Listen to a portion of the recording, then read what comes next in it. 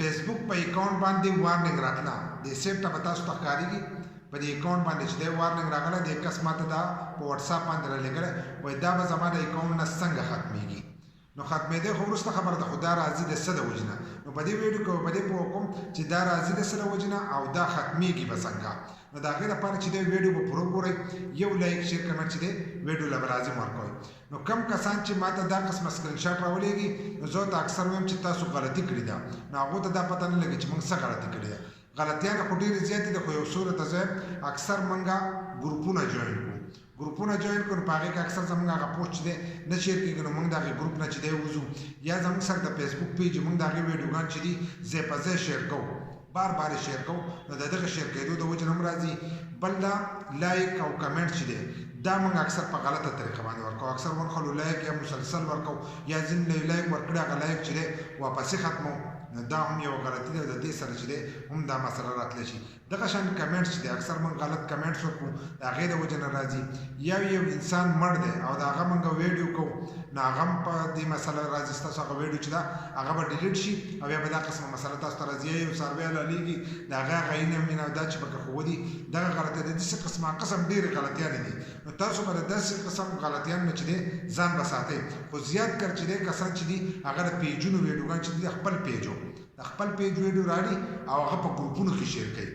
چې کله تاسو دغه غلطي کوئ نو ستاسو په اکاونټ په وارننګ هم راځي ستاسو پیج چې دی هغه به هم په ځای ولاړي داسې نه چې تاسو د ورځې بار بار که یو ویډیو د ورځې شیر کوئ 2 شیر کوئ 5 شیر کوئ هسه خبره نه ده خو داسې نه چې تاسو هر ټایم لیکئ او ویډیوګان په ګروپونو کې شیر کوئ یا نوي ګروپونه جوین کوئ او کم زاړه ګروپونه چې دي د هغې نه بار بار وځئ نو دا هم غلطي ده او د دغې غلطۍ د وجې نه چې دی دا مسله راځي اول ستاسو اکاونټ چې دی په هغې پابندي ولګي 24 ګنټې شي بیا 3 ورځې شي بیا داسې هفته شي میاشت شي خو چې تاسو نه قرارېږئ نو بیا ستاسو اکاونټ چې دی زیړ شي نو په زیړ کې هم بیا تاسو له داسې دغه ټایمونه درکړي نو چې بیا هم نه قرارېږي بیا اکاونټ چې دی سور شي نو چې کله سور شو او تاسو بیا هم غلطي کوله نو د دغه سره ستاسو هغه اکاونټ چې دی هغه بیخي بند شي ختم شي چې ختم شي نو ستاسو چې کم پیج د دغه اکاونټ سره او کم شیونه ستاسو د دغه اکاونټ سره ټول ختم شي تاسو کله چا سره میسیجونه څه کړي نو هغه سره مکمل ختم شي بیا به د هغې لپاره اپلای فیسبوک ته کوئ بیا د فیسبوک والا خپله مرضي ده چې هغه اکاونټ نه کولاوي یا نه کولاوي د دغې په باره کې هم اکثر زیات کسان